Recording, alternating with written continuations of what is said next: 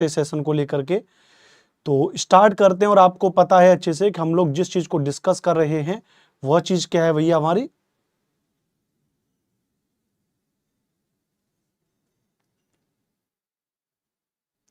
वह चीज हमारी एनसीईआरटी है जिसको लेकर के हम लोग पढ़ रहे हैं सीटेट के लिए। तो चलिए स्टार्ट कर लेते हैं फटाफट से अपना सेशन। एक बार सभी लोग कमेंट कर दीजिएगा, आवाज वगैरह बिल्कुल क्रिस्टल क्लियर है आप सभी को।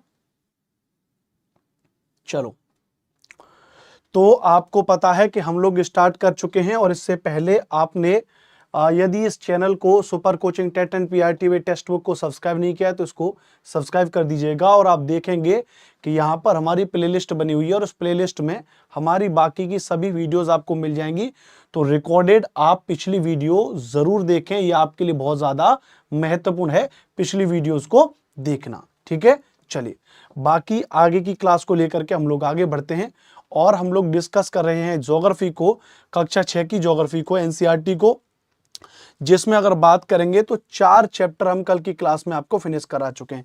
कितने चैप्टर? यहां तक 4 चैप्टर में आपको करा चुका हूं। पहला चैप्टर सौरमंडल में पृथ्वी, ग्लोब, अक्षांश और देशांतर, पृथ्वी की गतियां और चौथा मानचित्र, यह चैप्टर हम लोग और करा चुके हैं। 5वां चैप्टर है पृथ्वी के प्रमुख परिमंडल। क्या है? यह मोस्ट इंपोर्टेंट टॉपिक है जिसको आज हम लोग डिस्कस कर रहे हैं।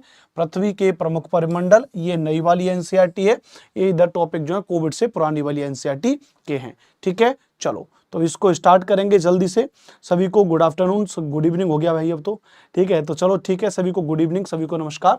स्टार्ट कर लेते हैं फटाफट से। ठीक है, चलिए तो पहले प्रश्न की तरफ चलेंगे। पहला जो चैप्टर है हमारा यही पृथ्वी के प्रमुख परिमंडल, और इसी में पहले प्रश्न के बारे में ही डिस्कस करेंगे। पहला प्रश्न आपके सामने आपकी स्क्रीन पर आ चुका है और कह रहा है भैया यहाँ पर कि जलमंडल में जल की कौन कौन सी अवस्थाओं को सम्मिलित किया जाता है। बहुत महत्वपूर्ण प्रश्न है।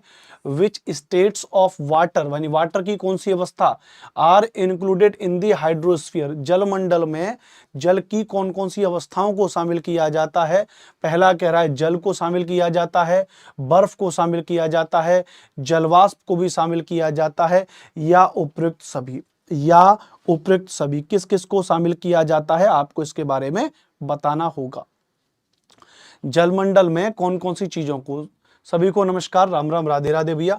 तो आप एक बात देखोगे तो जलमंडल में जल को तो शामिल करेंगे, जल से क्या बन जाएगी, बर्फ शामिल करेंगे। और जब गर्मी की वजह से, टेम्परेचर की इस वजह से जल जो है वाष्प के रूप में बदल जाएगा, जलवाष्प के रूप में बदल जाएगा। लेकिन ये जलवाष्प कहाँ पाई जाएगी, तो लेकिन ये जलवाष्प पाई जाएगी वायुमंडल में पाई जाएगी। इसलिए बहुत से बच्चे सोचते हैं कि जलवाष्प जो है वह वायुमंडल का हिस्सा है, लेकिन आप जानते हैं कि वह वायुमंडल में पाया जरूर जाता है लेकिन हिस्सा तो जल का ही है। अतः इसका सही उत्तर क्या हो जाएगा भैया, तो डी इसका सही उत्तर हो जाएगा कि जलमंडल में जल की कौन कौन सी अवस्थाओं को सम्मिलित किया जाता है। तो जल, बर्फ, जलवाष्प, उपयुक्त सभी, तो यह इसका सही उत्तर हो जाएगा। इस बात को आप याद रख लीजिएगा। ठीक है, क्लियर भैया? बताओ अंशुमन कुमार, गुड इवनिंग, राधे राधे सभी को। स्टार्ट करें। पहला प्रश्न समझ में आ गया? यस लिख दो। बिल्कुल Kiran Kumari, water, snow, water vapour, बिल्कुल यहाँ पर सही है। गुड इवनिंग प्रीतांजलि जी। चलिए अब जैसे आप ये देख रहे हैं 4 मंडल हैं आपके सामने, आप यहाँ पे देख रहे हैं यह क्या है भैया, जलमंडल है, साथ के साथ यह क्या आपको भैया, वायुमंडल है, और ये क्या है आपका, स्थल मंडल है। तो पृथ्वी के जो प्रमुख स्थल रूप हैं, पृथ्वी के जो प्रमुख स्थल रूप हैं, अगर उनकी भी अगर हम बात करेंगे तो 3 स्थल रूप मुख्य रूप से होते हैं, जलमंडल, स्थलमंडल और वायुमंडल। और याद रख लीजिएगा, जलमंडल, वायुमंडल, स्थलमंडल, वायुमंडल, जलमंडल और साथ के साथ याद रख लीजिएगा स्थल मंडल, इन तीनों को मिलाकर के बनी एक संकीर्ण संरचना, एक नैरो स्ट्रक्चर बनी, एक संकीर्ण संरचना जहां पर जीवन संभव है, उसको हम क्या बोलते हैं, उसको हम जैव मंडल बोलते हैं। क्या बोलते हैं उसको हम जैव मंडल बोलते हैं। उसको हम क्या बोलते हैं भैया, बायोस्फीयर बोलते हैं दोस्तों। क्या बोलते हैं उसको, बायोस्फीयर बोलते हैं। यानी कि जलमंडल, स्थलमंडल, वायुमंडल तीनों को बना करके बनी एक संरचना जहां वह जीवन संभव है, उसको हम क्या बोलते हैं, जैव मंडल बोलते हैं, बायोस्फीयर बोलते हैं। इस बात को याद रख लीजिएगा, इस बात को समझ लीजिएगा। आपने वो एक कहावत भी सुनी होगी, मतलब बुजुर्ग लोग भी इस बात को कहते हैं साहब वेद पुराणों में भी, कि जो मानव का जो शरीर है वो 5 तत्वों से मिलकर बना है। तो मनुष्य का शरीर कितने तत्वों से मिलकर बना है? 5 तत्वों से मिलकर बना है, जिनको 5 महाभूत कहते हैं। कहावत है ना कि क्षिति जल पावक गगन समीरा, पंच तत्व रचित यह अधम शरीरा है। तो उसी तरीके से जो पृथ्वी के स्थलमंडल हैं उनमें जो परिमंडल हैं, जलमंडल, स्थलमंडल, वायुमंडल और जैव मंडल को सम्मिलित किया गया है। क्लियर है? आगे बात करें। चलिए, यह बात क्लियर है, यहां पर समझ में आ गया कि नहीं आ गया? तो जलमंडल, स्थलमंडल और वायुमंडल। ठीक है भैया, आगे बात करेंगे। यह बात आपको समझ में आ गई है तो पहले एक बार सभी लोग यस कमेंट कर दो कि हाँ सर ये बात हमारी समझ में आ चुकी है। और जिन्होंने लाइक नहीं किया सेशन को लाइक कर दो, और जो इस चैनल पर पहली बार जुड़े हैं उन्होंने यदि चैनल को सब्सक्राइब नहीं किया भैया तो चैनल को क्या कर लेना दोस्तों? सब्सक्राइब कर लेना। ठीक है, आगे बढ़े। क्लियर बताओ यहां तक? बहुत बढ़िया, बहुत बढ़िया, बहुत बढ़िया। जी हाँ बिल्कुल। क्षिति जल पावक गगन समीरा, पंच तत्व रचित अधम सबीरा। हुसैन जी गुड इवनिंग, गुड इवनिंग। चलिए बहुत बढ़िया जी, मैंने लाइक कर दिया, थैंक यू प्रीति बेटा। राजेश ठाकुर थैंक यू, शुक्रिया, शुभकामनाएं मेरे भाई। चलो अब अगले सवाल की तरफ चलेंगे। अगला सवाल आपके सामने दूसरा सवाल है कि जैव मंडल के अंतर्गत कौन कौन से परिमंडल शामिल हैं? Which circles are included in the biosphere? जैव मंडल के अंतर्गत कौन कौन से परिमंडल को शामिल किया गया है? लाखेंद्र राय कह रहे हैं डेली का क्लास का टाइमिंग बता दीजिए। लाखेंद्र मेरे भाई, यह क्लास रोजाना चलती है 4 बजे। यह क्लास कितने बजे चलती है भैया? यह क्लास रोजाना चलती है 4 बजे चलती है। आप में से जो भी नए बच्चे हैं जो पहली बार क्लास को देख रहे हैं, मैं उनको बता दूं कि यह क्लास कितने बजे चलती है भैया? तो यह क्लास रोजाना 4 बजे चलती है, Monday to Friday. Monday to Friday आपकी ये क्लास चलेगी, 5 दिन याद रख लीजिएगा। सैटरडे संडे आपकी छुट्टी रहेगी, जिसमें आपको क्या करना होगा? रिवीजन करना होगा खुद से अपने घर पे। और उस सैटरडे संडे में मैं आपके लिए कभी कभी क्या लेके आऊंगा भैया? मैं आपके लिए मैराथन क्लास लेकर के आऊंगा। क्या लेके आऊंगा? मैराथन क्लास लेकर के आऊंगा। क्लियर है? अच्छा, इस संडे को यदि आप किसी टॉपिक पर मैराथन क्लास लेना चाह रहे हैं तो आप मुझे बता दीजिए। अगर आपको इस संडे को कोई मैराथन क्लास लेनी है, आपको कुछ बेहतर पढ़ना है, तो आप ऑफलाइन कमेंट करके मुझको बता दीजिएगा। तो जैव मंडल के अंतर्गत कौन कौन से परिमंडल शामिल हैं? तो जैव मंडल में तो हमने भी आपको क्या बताया था भैया कि स्थलमंडल, जलमंडल, वायुमंडल तीनों के मिलने से बना एक ऐसा संकीर्ण क्षेत्र जहां पर जीवन संभव है। ऐसे क्षेत्र को हम क्या बोलते हैं भैया? जैव मंडल बोलते हैं। अतः इसका क्षेत्र क्या हो जाएगा? डी इसका क्षेत्र हो जाएगा। यानी ये हो जाएगा हाइड्रोस्फीयर, ये हो जाएगा एटमोस्फीयर, और ये क्या हो जाएगा? लिथोस्फीयर। 3 मंडल हो गए। लिथोस्फीयर का मतलब ये क्या हो जाएगा? तो यह हो जाएगा हमारा स्थल मंडल। क्या हो जाएगा? स्थल मंडल हो जाएगा। हाइड्रोस्फीयर यानी यह क्या हो जाएगा हमारा? तो यह हमारा जलमंडल हो जाएगा। ए का मतलब क्या हो जाएगा? एटमॉस्फेयर। यह क्या हो जाएगा भैया हमारा? तो यह हमारा हो जाएगा वायुमंडल हो जाएगा। क्या हो जाएगा? वायुमंडल हो जाएगा। और इन तीनों के मिलने से बना यह जो संकीर्ण क्षेत्र है, इसको हम क्या बोलते हैं भैया? तो उसको हम बोलेंगे जैव मंडल बोलेंगे। इंग्लिश में इसको क्या बोलेंगे?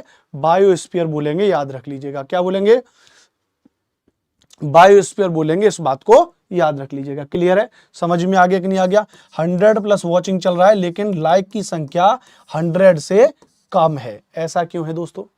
ऐसा नहीं होना चाहिए। तो जिन्होंने अभी तक लाइक नहीं किया है, सो प्लीज एक बार सेशन को लाइक करके 100+ पहुंचा देते हैं। ठीक है, चलिए अगले सवाल की तरफ चलेंगे। तीसरा प्रश्न आपके सामने है। तीसरे प्रश्न का आप जवाब दीजिएगा। क्या कह रहा है कि विश्व का सबसे ऊंचा शिखर कौन सा है?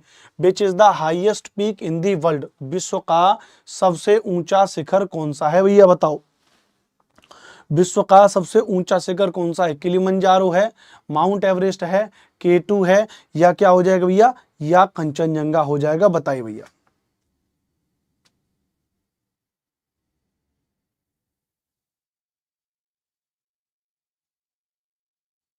हाँ जी भैया बोलिए।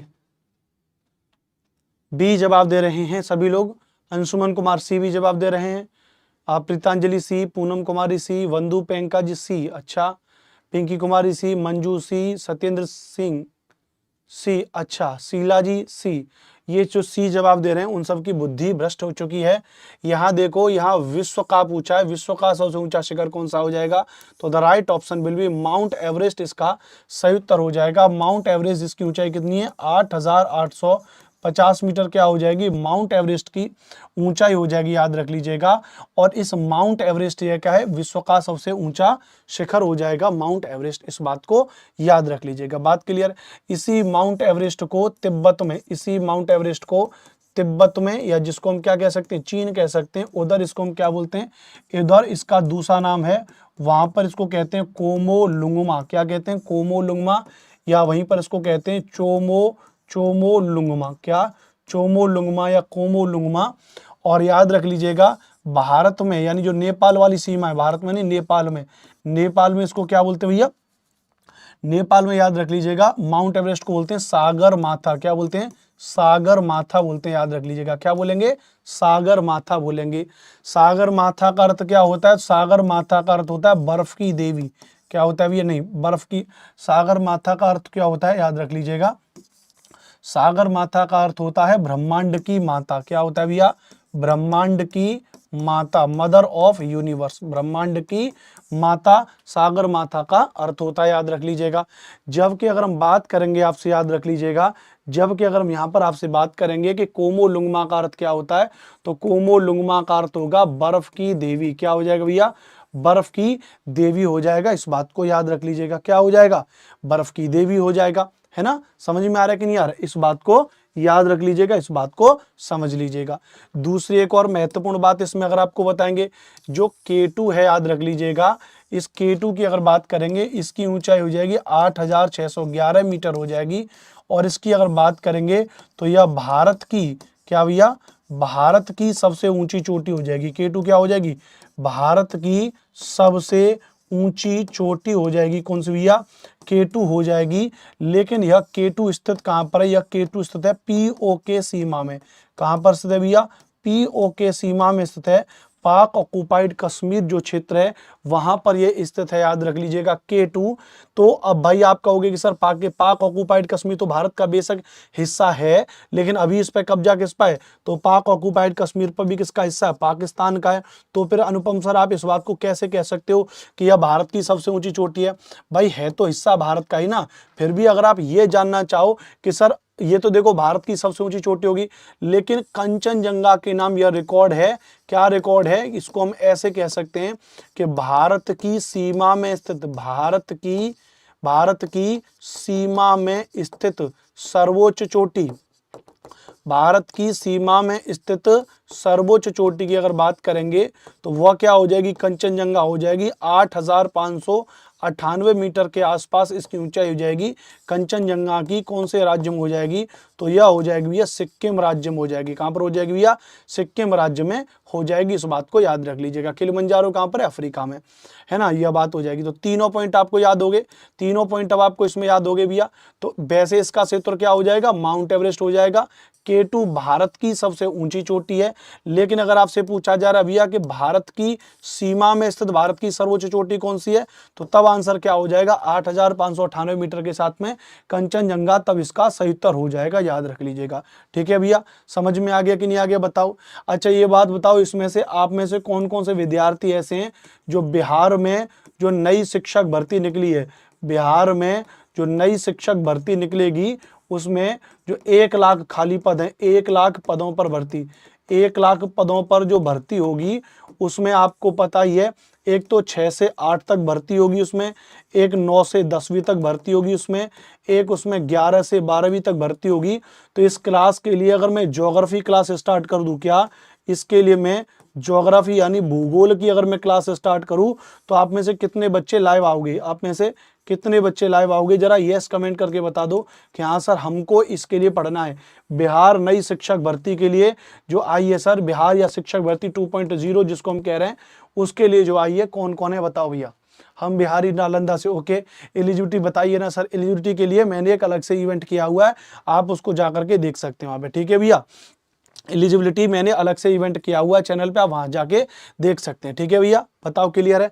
और बेसिक एलिजिबिलिटी तो आप जानते हैं कि जो बिहार में 6 से 8 तक जो टीचर बनेंगे उनके लिए ग्रेजुएशन होनी चाहिए, उनका बीएड बिल्कुल क्लियर होना चाहिए और उनका सीटेट का जो है पेपर 2 पास होना चाहिए। ग्रेजुएशन, बीएड, सीटेट का पेपर 2 पास होना चाहिए। जो बिहार में नई वाली भर्ती में 9 से 10 तक शिक्षक बनेंगे उनके लिए ग्रेजुएशन होनी चाहिए, उनके लिए बीएड होनी चाहिए और 9वीं 10वीं के लिए क्या होना चाहिए, बिहार एस्टेट पेपर 1 पास होना चाहिए। जो बिहार में 11वीं से 12वीं तक शिक्षक बनना चाहेंगे उनके लिए पोस्ट ग्रेजुएशन चाहिए, उनके लिए बीएड चाहिए और उनके लिए एस्टेट का पेपर 2 पास होना चाहिए। यह आपकी एलिजिबिलिटी हो जाएगी। यह क्या हो जाएगी भैया, एलिजिबिलिटी हो जाएगी। सीटेट मेरा क्लियर नहीं है किरण कुमारी जी, तो आप फॉर्म नहीं भर सकते हैं, फिर आप फॉर्म नहीं भर सकते हैं। ठीक है, चलिए आगे बात करेंगे, अगले सवाल पे चलते हैं। अब हम आ जाएंगे चौथे सवाल पे आ जाएंगे, फोर्थ क्वेश्चन पर आ जाएंगे। विश्व का सबसे गहरा भाग किस महासागर में स्थित है?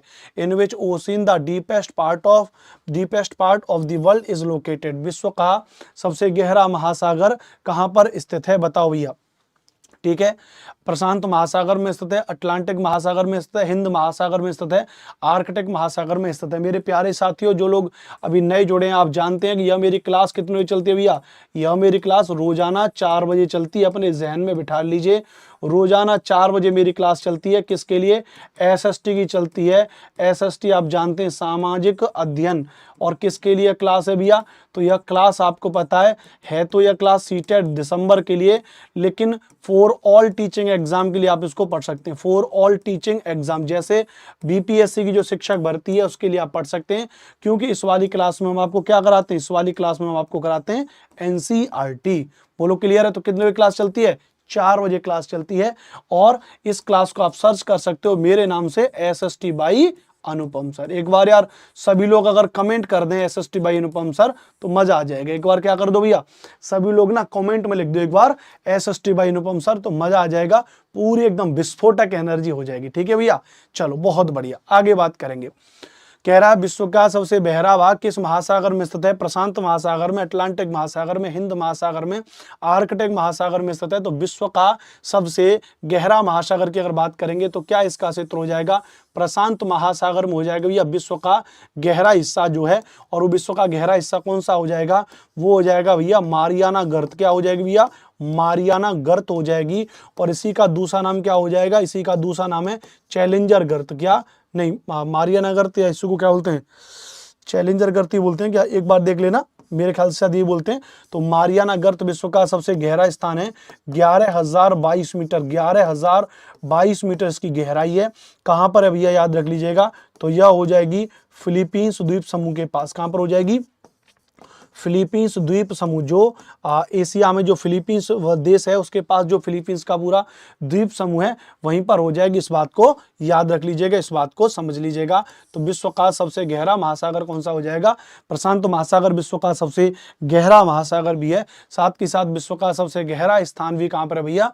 प्रशांत महासागर में ही मौजूद है। इस बात को नोट कर लीजिएगा, इस बात को समझिएगा। एस्टेट का आंसर की आ गया है नहीं संभव ठाकुर जी, अभी एस्टेट का आंसर की शायद नहीं आया, मेरे ख्याल से 18-19 तारीख के आसपास शायद उसका और रिजल्ट होना चाहिए। 18-19 को बता रहे थे, अभी न्यूज में भी मैंने देखा था कि 18-19 को एस्टेट का रिजल्ट आ जाएगा, है ना। तो रिजल्ट आ जाएगा 18-19 के आसपास। ठीक है, तो आप उसके लिए कोई दिक्कत नहीं, अगर दिया है तो उसका रिजल्ट तो आएगा ही आएगा, टेंशन मत लो। ठीक है, चलो अगले सवाल की तरफ चलेंगे। नेक्स्ट क्वेश्चन आपके सामने देखो, कितना बढ़िया प्रश्न है। 5वें सवाल को पढ़िए कि निम्नलिखित में से पृथ्वी के महाद्वीपों का आकार के अनुसार सही क्रम क्या है? महाद्वीपों का आकार के अनुसार सही क्रम मतलब पहले छोटा या फिर पहले बड़ा। देखो अच्छा, आकार के अनुसार सही क्रम क्या है? तो भैया आकार के अनुसार देख लो इसमें कौन सा सीक्वेंस आपको सही मिल रहा है ना। पढ़ो फिर हम बताएंगे। My topper teacher Anupam sir, thank you very much. Rajesh Thakur ji शुक्रिया। SST by Anupam sir, thank you. Sangeeta, CTET appearance को मौका मिलेगा। दशरथ कुमार शाह जी, सीटेट को इस बार मौका नहीं मिलना चाहिए क्योंकि अभी अगस्त का पेपर हुआ है और अक्टूबर में फॉर्म भरे जाएंगे और अगला सीटेट का जो पेपर होगा वो दिसंबर में होगा और उससे पहले हो सकता है कि उसका नोटिफिकेशन भी ना आए। तो सीटेट अपियरेंस को मौका कैसे मिल सकता है? बात क्लियर है।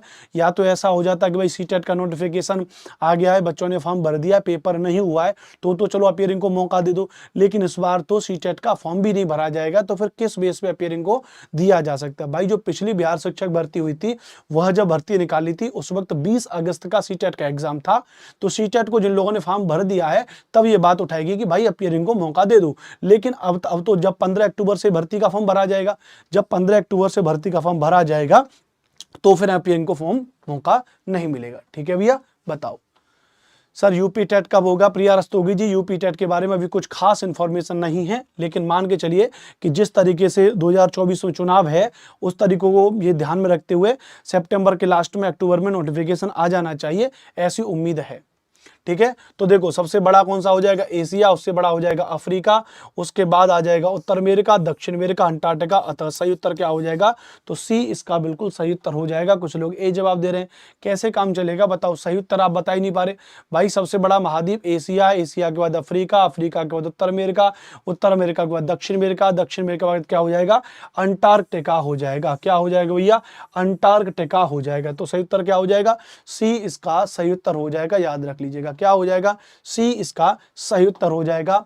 सीटेट दिसंबर के लिए इस वक्त पूरे यूट्यूब पे कोई नहीं पढ़ा रहा है सिवाय मेरे अलावा, तो मैं फिर से आपसे कह रहा हूं मेरे प्यारे साथियों, बने रहिए, लगातार मेरे साथ में पढ़ते रहिए। सीटेट दिसंबर के पेपर को एकदम फोड़ देना है। 50+ नंबर सीटेट एसएसटी में आपके आएंगे। ऑल ओवर मार्क्स मैंने इस बार टारगेट बनाया, कम से कम आपको 110+ नंबर आपको दिलवाने ही दिलवाने हैं। तो आप 4 बजे की क्लास को जरूर रोजाना देखें। ठीक है, चलिए सी इसका उत्तर हो जाएगा। क्लियर है? चलिए बहुत बढ़िया। अर्नव आशिक कह रहे हैं साहब के अस्तिक कह रहे हैं सर आप अड्डा से यहाँ कैसे आ गए? बस चले आए साहब, एकदम बढ़िया यहाँ पे सिस्टम, और ज्यादा बढ़िया लग रहा था तो यहाँ चले आए। ठीक है भैया, चलो बहुत बढ़िया। 6वें सवाल का जवाब दीजिएगा। ठीक है भैया, एशिया तथा यूरोप को अलग करने वाली स्थलीय संरचना में शामिल है। याद रख लीजिएगा, क्या पूछ रहा है? स्थलीय संरचना को पूछ रहा है। तो एशिया तथा यूरोप को शामिल करने वाली स्थलीय संरचना में कौन सा हो जाएगा? यूराल पर्वत, यूराल नदी या जूरा पर्वत, कौन सा हो जाएगा बताओ? इसमें बिल्कुल सही जवाब दीजिए यहाँ पर। हर हर महादेव। आज सुबह क्लास नहीं हुआ था क्या सर जी? नहीं राजेश भाई, आज सुबह क्लास नहीं हुआ था, थोड़ा सर दर्द कर रहा था जिसकी वजह से आज मैंने सुबह क्लास नहीं लिया था। ठीक है भैया, बताओ क्या इसका सही उत्तर हो जाएगा? बताओ भैया। ठीक है, तो एशिया तथा यूरोप को अलग करने वाली, क्योंकि आप जानते हैं इस बात को, आप जानते भैया, एशिया प्लस यूरोप, जो एशिया है प्लस जो यूरोप है, आपको पता है इसको संयुक्त रूप से हम क्या कहते हैं? तो इसको संयुक्त रूप से हम कहते हैं यूरेशिया कहते हैं। इसको संयुक्त रूप से क्या कह रहे हैं? इसको संयुक्त रूप से हम कह रहे हैं यूरेशिया कह रहे हैं। तो उन दोनों को अलग करने वाली संरचना कौन सी है? तो अगर बात करेंगे, यूराल पर्वत करेगा, यूराल नदी भी करेगी, लेकिन जूरा पर्वत नहीं करेगा। इस बेस पे इसका सही उत्तर क्या हो जाना चाहिए? 1 और 2 पर इसका उत्तर क्या हो जाना चाहिए? सी इसका उत्तर हो जाना चाहिए। लेकिन क्योंकि यहाँ ये भी पूछ रहा है, स्थलीय संरचना भी पूछ रहा है ना, तो स्थलीय संरचना के अंतर्गत तो स्थल पर तो केवल यूराल पर्वत ही है, यूराल नदी नहीं है। लेकिन जब मैंने इसका डीप एक्सप्लेनेशन देखा तो यूराल नदी भी तो भाई स्थल खंड पे ही बह रही है ना, तो इस बेस पे फिर हम इसका उत्तर सी लगा देंगे। ए इसका उत्तर नहीं होगा, याद रख लीजिएगा। ठीक है, कई जगह इसका उत्तर ए भी दिया है, लेकिन ऐसा नहीं है। इसका उत्तर क्या होगा? सी इसका सही उत्तर हो जाएगा, याद रख लीजिएगा। जूरा पर्वत तो यहाँ पे है ही नहीं भैया, उस साइड में। ठीक है, क्या इसका उत्तर हो जाएगा? सी इसका सही उत्तर हो जाएगा। बोलो क्लियर है? सबकी समझ में आ रहा है कि नहीं आ रहा है? सबकी समझ में आ रहा है कि नहीं आ रहा है? अदिति सिंह कह रहे हैं सॉरी सर लेट हो गई, कोई बात नहीं, स्वागत है अदिति आपका। ठीक है भैया, चलो यार 150 बच्चे इस वक्त लाइव देख रहे हैं। पहले यार एक बार आज शेयर कर दो यार, एक बार आज सेशन को शेयर कर दो यार। इसको 200+ ले जाओ भैया ना, इसको 200+ वॉचिंग आज आपकी होनी चाहिए, 200+ वॉचिंग आज आपकी होनी चाहिए। तो इसको शेयर कर दो तो मजा आ जाएगा ना। आज भैया अगर आप देखो, आज अगर आपने 200+ शेयर कर दिया तो संडे को फिर मैं आपको 3 घंटे की एक मैराथन क्लास दूंगा। क्या? संडे को 3 आवर की क्या दूंगा भैया? मैं मैराथन क्लास आपको दे दूंगा 3 घंटे की, और उसमें मैं आपको भैया पॉलिटी के टॉप क्वेश्चन करा दूंगा। क्या? पॉलिटिकल साइंस के टॉप 100 क्वेश्चन। ये मेरा आपसे वादा रहा, ये मेरा आपसे वादा रहा कि पॉलिटी के टॉप 100 क्वेश्चन, ज्योग्राफी और पॉलिटी भी करवाइए बिहार टीचर के लिए, बिल्कुल मैं पॉलिटी के टॉप 100 क्वेश्चन करा दूंगा इस संडे को। आज फ्राइडे, कल सैटरडे और संडे को टॉप 100 क्वेश्चन करा दूंगा। आप एक बार इसको अपने दोस्तों तक शेयर करके चले आइए। बात क्लियर भैया? ठीक है भैया, तो एक बार इसको अपने दोस्तों तक शेयर करके चले आइए और लाइक करके चले आइए, तो मजा आ जाएगा। ठीक है भैया, चलो बहुत बढ़िया बहुत बढ़िया, आगे बात करेंगे। तो इसका उत्तर क्या हो जाएगा, तो सी इसका सही उत्तर हो जाएगा, इस बात को याद रख लीजिएगा। 7वां सवाल क्या कह रहा है, बताओ भैया कि वह कौन सा महाद्वीप है जिससे होकर के कर्क रेखा, मकर रेखा तथा विषुवत व्रत तीनों गुजरती हैं। वह कौन सा महाद्वीप है जिससे होकर के कर्क रेखा, मकर रेखा तथा विषुवत व्रत तीनों गुजरती हैं। Which continent is the continent through which tropic of cancer, tropic of capricorn and equator all three Passage.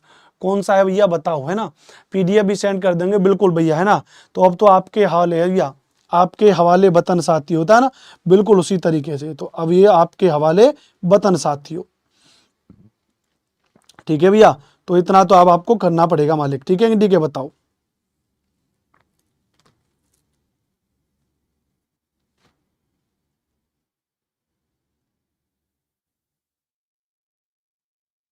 मैंने भी शेयर कर दिया है ना भैया। तो एकदम से बढ़िया माहौल बनना चाहिए।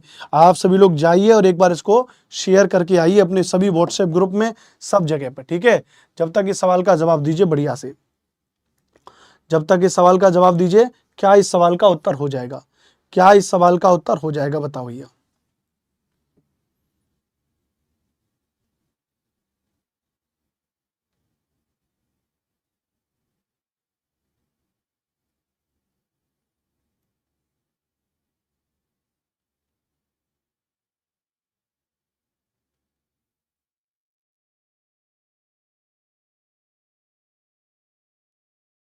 चलिए बहुत बढ़िया, बहुत बढ़िया, स्टार्ट कर लेते हैं। अब चलिए आगे चलेंगे। तो अब इस सवाल को हमने यहाँ पर बात कर लिया है, अब हम नेक्स्ट चलेंगे। इस बात को समझ लीजिएगा, ठीक है बंधु, क्लियर यहाँ पर बताओ।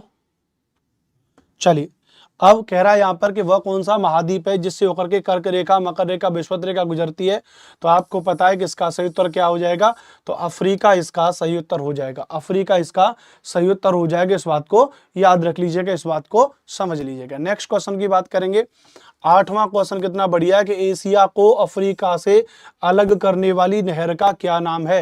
What is the name of the canal that separates Asia from Africa. Asia को अफ्रीका से अलग करने वाली नहर का क्या नाम है। What is the name of canal that separates Asia from Africa. बोलो भैया, एशिया को अफ्रीका से अलग करने वाली नहर का नाम क्या हो जाएगा, बोलो।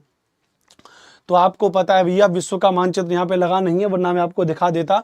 आपको पता है कि जो सुएज नहर है, कौन सी भैया, जो सुएज नहर हो जाएगी, वो क्या करेगी भैया, एशिया को अफ्रीका से अलग करती है। एशिया को अफ्रीका से अलग करने वाली नहर कौन सी है, सुएज नहर है। जबकि ये पनामा नहर, जो आपको पता है, पनामा नहर हमारे नॉर्थ अमेरिका और हमारे साउथ अमेरिका को कनेक्ट भी करती है। नॉर्थ अमेरिका, साउथ अमेरिका को कनेक्ट करती है पनामा जल संधि और पनामा स्थल संधि, वहीं पर है पनामा नहर, ठीक है भैया। कील नहर कहां पर हो जाएगी, जर्मनी में हो जाएगी, याद रख लीजिएगा। जो कील नहर क्या करती है भैया, ये कील नहर जो है नॉर्थ सी को, नॉर्थ सागर जो उत्तर सागर को बाल्टिक सी, बाल्टिक सागर से कनेक्ट करती है। दोनों चीजों को याद रख लीजिएगा। तो एशिया को अफ्रीका से अलग करने वाली नहर का नाम क्या हो जाएगा, तो इसका सही उत्तर क्या हो जाएगा, बी इसका सही उत्तर हो जाएगा। जितने भी नए दोस्त जुड़ रहे हैं, हमारे इस चैनल को सब्सक्राइब करना भैया, और जिन्होंने लाइक नहीं किया लाइक करना प्लीज, और एक बार शेयर करो यार इसको अपने दोस्तों को। आज इसको 200 प्लस वॉचिंग होनी चाहिए। 200 प्लस वॉचिंग होने पर आपको क्या मिलेगा, तो मैं आपको संडे को 3 घंटे की एक मैराथन करा दूंगा भैया। अपना पर्सनल टाइम आपको दे दूंगा, प्रॉपर 3 घंटे की मैराथन में आपको इस संडे को करा दूंगा, ठीक है भैया। ये है। और रेगुलर क्लास मेरी कितनी बजे होती है, रेगुलर क्लास आपको पता है 4 बजे मेरी रेगुलर क्लास होती है। नेक्स्ट चलेंगे। 9वां सवाल कह रहा है उत्तर अमेरिका तथा दक्षिण अमेरिका महाद्वीप किस देश में मिलते हैं। In which country do the continent of North America and South America meet. उत्तर अमेरिका तथा दक्षिण अमेरिका महाद्वीप किस देश में मिलते हैं। पनामा मिलते हैं, कोस्टा रिका मिलते हैं, निकारागुआ मिलते हैं, या होंडुरुस में मिलते हैं। बताओ, उत्तर अमेरिका, दक्षिण अमेरिका, ठीक है। तो बताओ भैया, उत्तर अमेरिका और दक्षिण अमेरिका महाद्वीप किस देश में मिलते हैं। पनामा में, कोस्टा रिका में, निकारागुआ में, या होंडुरुस में। तो इसका सही उत्तर क्या हो जाएगा मेरे प्यारे साथियों, आप बताओ इसका क्या उत्तर हो जाएगा। सर प्लीज 6, 7, 8 की हिस्ट्री की मैराथन करवा दीजिए। 29 को पेपर है यूटेट का, ठीक है जी, करवा देंगे भैया, ठीक है, चलिए बहुत बढ़िया। इसका सही उत्तर क्या हो जाएगा, तो ए इसका सही उत्तर हो जाएगा, पनामा इसका सही उत्तर हो जाएगा। उत्तर अमेरिका तथा दक्षिण अमेरिका महाद्वीप जो है किस देश में मिलते हैं, तो इसका सही उत्तर क्या हो जाएगा, पनामा इसका सही उत्तर हो जाएगा। याद रख लीजिएगा, क्या हो जाएगा, पनामा इसका सही उत्तर हो जाएगा, ध्यान रख लीजिएगा। अच्छा, आप में से बताओ कौन कौन है आप में से जो उत्तराखंड का टेट की परीक्षा दे रहा है, आप में से कौन कौन है जो उत्तराखंड टेट की परीक्षा दे रहे हैं, इनमें से बताओगे भैया, है ना। उत्तराखंड टेट वाले कौन कौन से, जरा यस लिखो, जरा यस लिखो कौन कौन उत्तराखंड टेट वाले हैं, फिर मैं उसको लेकर के एक मैराथन क्लास प्लान करूंगा। ठीक है, चलिए रुचि विष्ट करें, यू टेट के लिए हेल्पफुल है, जी हाँ बिल्कुल हेल्पफुल है। ठीक है, बहुत बढ़िया, आगे चलेंगे। ठीक है, चलिए ठीक है, कुछ बच्चे हैं उत्तराखंड टेट के लिए, तो मैं उत्तराखंड टेट के लिए क्लास प्लान करूंगा। ठीक है, चलो 10वें सवाल का जवाब दो। दक्षिण अमेरिका महाद्वीप के संदर्भ में नीचे दिए गए कथनों पर विचार करिए। दक्षिण अमेरिका महाद्वीप के संदर्भ में नीचे दिए गए कथनों पर विचार करिए। इस महाद्वीप के पूर्व में प्रशांत महासागर, पश्चिम में अटलांटिक महासागर है। दक्षिण अमेरिका महाद्वीप की बात कर रहा है, किसकी बात कर रहे हैं यहाँ पे, इस तरीके से हम बात कर रहे हैं दक्षिण अमेरिका महाद्वीप की बात कर रहे हैं, और कह रहा है दक्षिण अमेरिका महाद्वीप, यहाँ पर मान लेते हैं कि भैया इस तरीके से हमने मान लिया, कुछ भी बना लेते हैं, नॉर्थ अमेरिका रहा, ये हमारा यूरोप और एशिया रहा हमारा, ये यहाँ पर हमारा क्या रहा भैया, अफ्रीका रहा हमारा, यहाँ पे क्या रहा हमारा, ऑस्ट्रेलिया रहा, है ना, और ये हमारा नीचे अंटार्कटिका वाला हिस्सा रहा। तो 1 2 3 4 5 6 7, तो ये क्या हो जाएंगे हमारे, ये 7 महाद्वीप हो जाएंगे विश्व में। इन 7 महाद्वीपों में कह रहा है दक्षिण अमेरिका महाद्वीप, तो दक्षिण अमेरिका महाद्वीप क्या, ये रहा दक्षिण अमेरिका महाद्वीप, साउथ अमेरिका कॉन्टिनेंट। अब कह रहा है इस महाद्वीप के पूर्व में प्रशांत महासागर तथा पश्चिम में अटलांटिक महासागर है। उल्टा कह रहा है, यहाँ पे पूर्व में प्रशांत महासागर नहीं, अटलांटिक महासागर है, पश्चिम में प्रशांत महासागर है। विश्व की सबसे लंबी पर्वत श्रृंखला एंडीज इसके उत्तर से लेकर के दक्षिण की तरफ फैली। हाँ, ये बात तो बिल्कुल लगभग सही है भैया कि क्या कह रहे हैं, गोपाल के कंधे पर बैठ के उत्तराखंड पहुंच जाना पता नहीं कैसी कमेंट आप लोग करते रहते हो। ठीक है, तो अगर देखेंगे इसमें तो ये बात तो बिल्कुल सही है कि हाँ साहब, यहाँ पे जो है इस हिस्से में अगर आप देखोगे तो यहाँ पे विश्व की सबसे लंबी पर्वत श्रृंखला एंडीज दक्षिण अमेरिका में स्थित है। कितनी लंबाई है, 7200 किलोमीटर लंबाई है एंडीज पर्वत की, जो कहाँ पर है, दक्षिण अमेरिका महाद्वीप में फैली हुई है। इस महाद्वीप में विश्व की सबसे बड़ी नदी अमेजन नदी बहती है। यहाँ पर पेरू और देश से निकलती हुई यहाँ पर फिर अटलांटिक महासागर में गिर जाती है।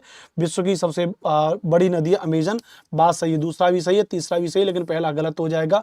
अतः कौन सा कथन सत्य है, तो 2 और 3 कथन इसमें क्या हो जाएगा, सत्य हो जाएगा, और ये इसका हो जाएगा, तो बी इसका सही उत्तर हो जाएगा। याद रख लीजिएगा, क्या हो जाएगा भैया, बी इसका सही उत्तर हो जाएगा। दक्षिण अमेरिका महाद्वीप के संदर्भ में नीचे दिए गए कथनों पर विचार करिए, तो इसका सही उत्तर क्या हो जाएगा, बी इसका सही उत्तर हो जाएगा, 2 और 3। ठीक है भैया, चलिए 2 और 3 इसका सही उत्तर हो जाएगा। दक्षिण अमेरिका महाद्वीप के संदर्भ में नीचे दिए गए कथनों पर विचार करिए, तो 2 और 3 इसका क्या हो जाएगा, सही उत्तर हो जाएगा, नोट कर लीजिएगा। ठीक है, 2 और 3 इसका क्या हो जाएगा, सही उत्तर हो जाएगा। अगले सवाल की तरफ चलें भैया।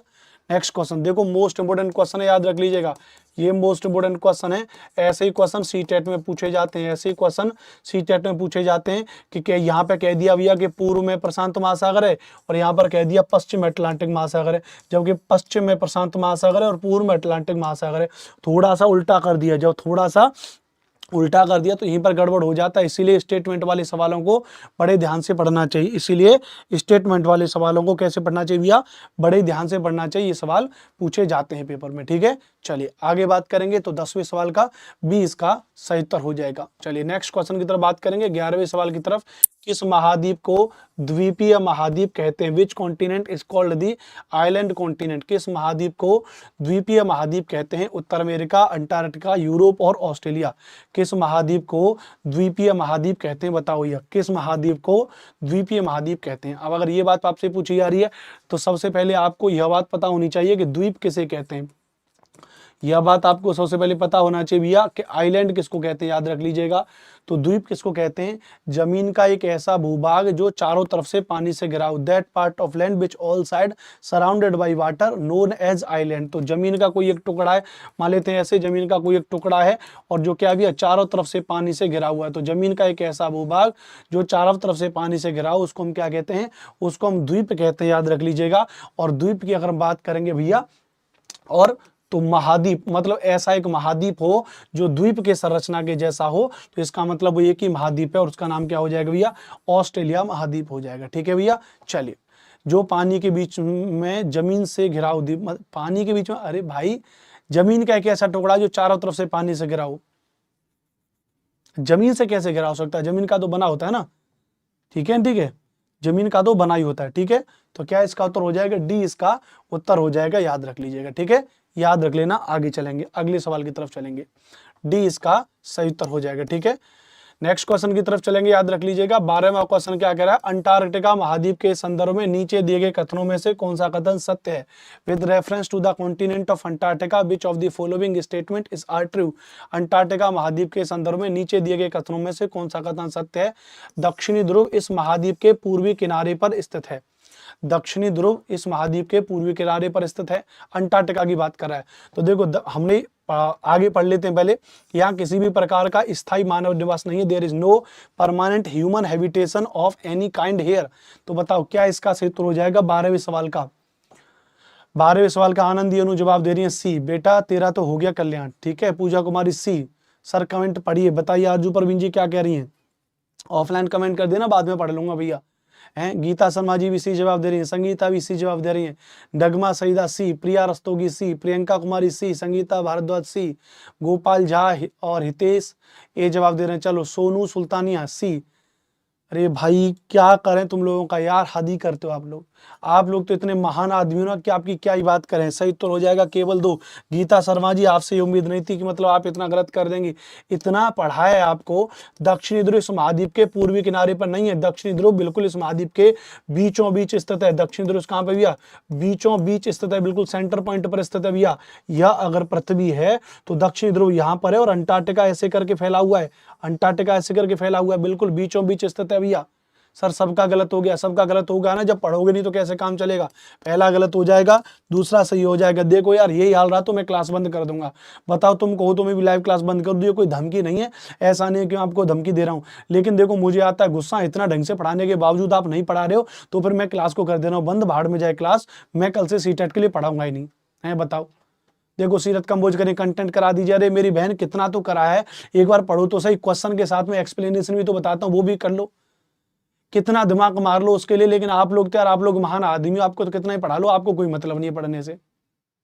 अरे एक बार मैं कह के थक गया, एक बार कम से कम क्वेश्चन को पढ़ तो लो, फिर आकर के हमसे कहते हो भैया अरे सर जी सीटेट में एसएसटी का पेपर पास नहीं हुआ, सर जी क्वेश्चन लेंदी थे, सर जी टाइम मैनेजमेंट नहीं हो पाया, सर जी मेरे 28 नंबर है गए एसएसटी में। आएंगे कैसे नहीं जब ढंग से पढ़ोगे नहीं किसी चीज को।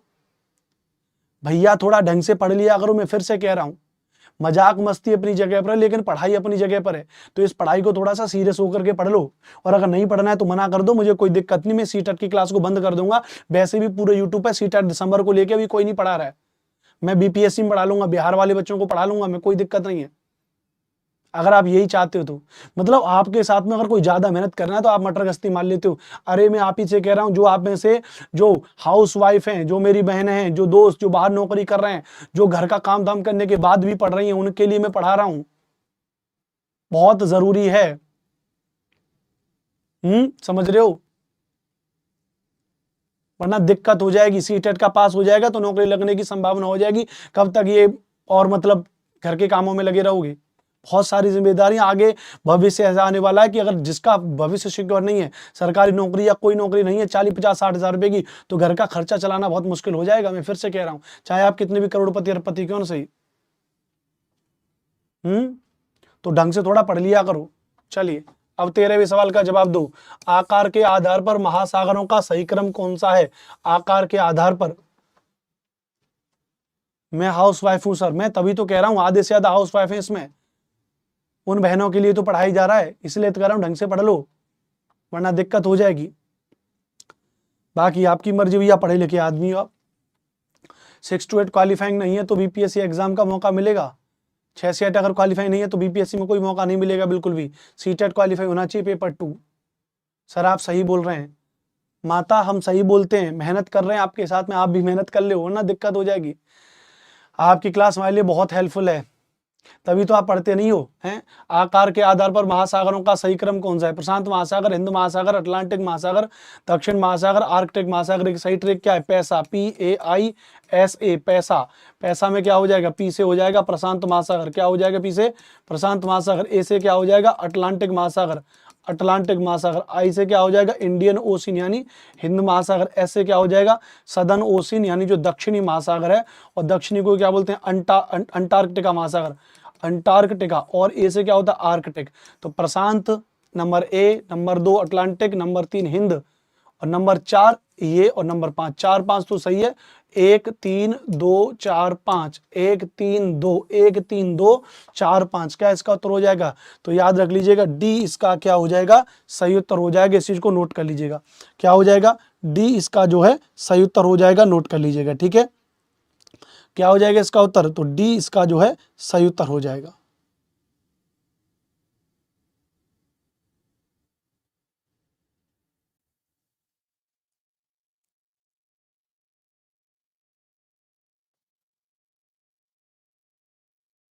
ठीक है, ठीक है, बताओ क्लियर है बात? यहीं पर आगे बात करेंगे। चलिए नेक्स्ट क्वेश्चन। ठीक है, डी इसका सूत्र हो जाएगा। नेक्स्ट क्वेश्चन की तरफ चलेंगे। 14वां सवाल कह रहा है नीचे दिए गए कथन किस महासागर से संबंधित हैं? The following are related to which ocean? Properties को फिर जवाब दीजिए, पूरी प्रॉपर्टीज को पढ़िए और जवाब दीजिए।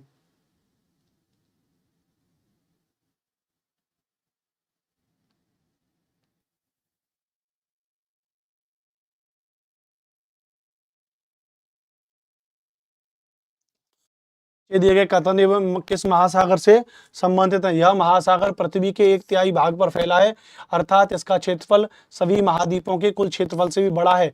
तो इतना बड़ा महासागर एक ही है, प्रशांत महासागर। आगे पढ़ लेते हैं। फिर भी यह अन्य महासागरों की अपेक्षा अधिक गहरा है, तो सबसे गहरा महासागर महासागर हो जाएगा। इस महासागर के एक और एशिया, ऑस्ट्रेलिया महाद्वीप, दूसरी और उत्तर और दक्षिण अमेरिका है। बिल्कुल मैपिंग में देखोगे तो पता चल जाएगा। यह सब किसके बारे में बात किया जा रहा है? तो यह सब प्रशांत महासागर के बारे में बात किया जा रहा है। यह किसके बारे में बात किया जा रहा है? यह प्रशांत महासागर के बारे में बात किया जा रहा है। 160 से भी ज्यादा बच्चे देख रहे हो मेरे प्यारे साथियों। जिन्होंने लाइक नहीं किया लाइक कर दो एक बार चैनल को, और जिन्होंने सब्सक्राइब नहीं किया वो सब्सक्राइब कर दो, बहुत ज्यादा जरूरी है। अब मेरी सभी क्लासेस आपको इसी यूट्यूब चैनल पर मिलेंगी। जो लोग नए हैं वो समझ जाओ, क्लास का टाइमिंग 4 बजे है। रोजाना 4 बजे मेरी क्लास होती है, रोजाना 4 बजे मेरी क्लास होती है। ठीक है, चलिए अगले सवाल की तरफ चलेंगे। 15वें सवाल को एक बार पढ़ो और जवाब दो। कितना बढ़िया सवाल है 15वां। क्या कह रहा है? नीचे दिए गए कथन एवं कारण पर विचार करिए। Consider the following statement and reason. कथन एवं कारण पर विचार करिए। पहला कथन ये कह रहा है भैया, कथन ये कह रहा है अटलांटिक महासागर की तटरेखा पोताश्रय एवं पत्तनों के निर्माण के लिए आदर्श स्थिति है। मतलब पोताश्रय, डॉकयार्ड वगैरह, पत्तन वगैरह वहां पर जहाज वहाज रुक सकते हैं, उसके लिए आदर्श स्थिति है। कारण कह रहा है अटलांटिक महासागर की तटरेखा सीधी एवं चौड़ी, अगर तटरेखा सीधी एवं चौड़ी हो जाएगी तो वहां पे कोई डॉकयार्ड कैसे बन सकता है? डॉकयार्ड बंदरगाह कटी फटी जगहों पे ही तो बनते हैं, और कटी फटी जगह टेढ़ी मेढ़ी जगह है ना प्राकृतिक रूप से। तो वह कौन सी? अटलांटिक महासागर में। तो आर तो गलत हो जाएगा, ए सही हो जाएगा। तो ए सही है और आर गलत है। पूरी विशेषता दे रखी है, एनसीईआरटी में जाके पढ़ लो। क्या हो जाएगा? सी इसका सही उत्तर हो जाएगा। क्या हो जाएगा भैया? सी इसका सही उत्तर हो जाएगा, याद रख लीजिएगा। ठीक है, क्लियर? बताओ क्या हो जाएगा? सी इसका सही उत्तर हो जाएगा, याद रख लीजिएगा। आगे चलेंगे। 16वें सवाल के बारे में जवाब दो। नीचे दिए गए कथन एवं कारण पर विचार करिए। Consider the following statement and reason. कथन ये कह रहा है पृथ्वी के तापमान में वृद्धि को भूमंडलीय तापन कहते हैं। पृथ्वी के तापमान में वृद्धि को भूमंडलीय तापन कहते हैं। The increase in the temperature of earth is called global warming. जी हाँ बिल्कुल, जब पृथ्वी का तापमान बढ़ेगा तो उसको हम क्या बोलेंगे? ग्लोबल वार्मिंग बोलेंगे। जैसे अभी जो पृथ्वी का तापमान बढ़ रहा है एंड इंटरनल टेम्परेचर इंक्रीज हो रहा है, तभी तो सितंबर का मिड आ गया, लेकिन फिर भी अभी गर्मी भयंकर पड़ रही है, तभी तो है ऐसा है। वरना ऐसा मतलब वरना अब तक तो सर्दियां आ जाती थी। तो कथन ए तो सही है। यह कार्बन डाइऑक्साइड की मात्रा में वृद्धि से हो रहा है। It is happening due to increase in the amount of carbon dioxide. ये बात बिल्कुल सही है, कार्बन डाइऑक्साइड की मात्रा में वृद्धि से हो रहा है। अतः ए और आर दोनों सही है, तथा आर ए की क्या करता है भैया? सही व्याख्या करता है। ए और आर दोनों सही है तथा आर ए की सही व्याख्या करता है। इस बात को याद रख लीजिएगा, इस बात को समझ लीजिएगा। ठीक है भैया, क्लियर क्लियर? बताओ, बोलो हाँ के ना कि ये बात हाँ सर बिल्कुल परफेक्टली सही है यहाँ पर। ठीक है, याद रख लेना चीजों को, ये बहुत ज्यादा महत्वपूर्ण है। चलिए भैया 16वें सवाल की तरफ चलेंगे। देखो 17वां कितना बढ़िया लल्लन टॉप सवाल है एकदम से। 17वां लल्लन टॉप सवाल है एकदम से। नीचे दिए गए युग्मों को सुमेलित करिए। ऐसा सवाल सीटेट में पूछा जाता है, सुमेलित करने वाला, मैच कॉलम वाला। इसमें दिमाग की जरूरत है, रटने से काम नहीं चलेगा। मिलाओ इसको भैया। संगीता भारद्वाज कमेंट करें। एसएसटी भाई अनुपम सर थैंक यू बेटा, गॉड ब्लेस यू मेरे लाल, थैंक यू। चलिए ठीक है, पढ़ते रहो बस। ठीक है भैया, सर बताइए प्लीज क्या पूछनी है पूजा जी, बताइए।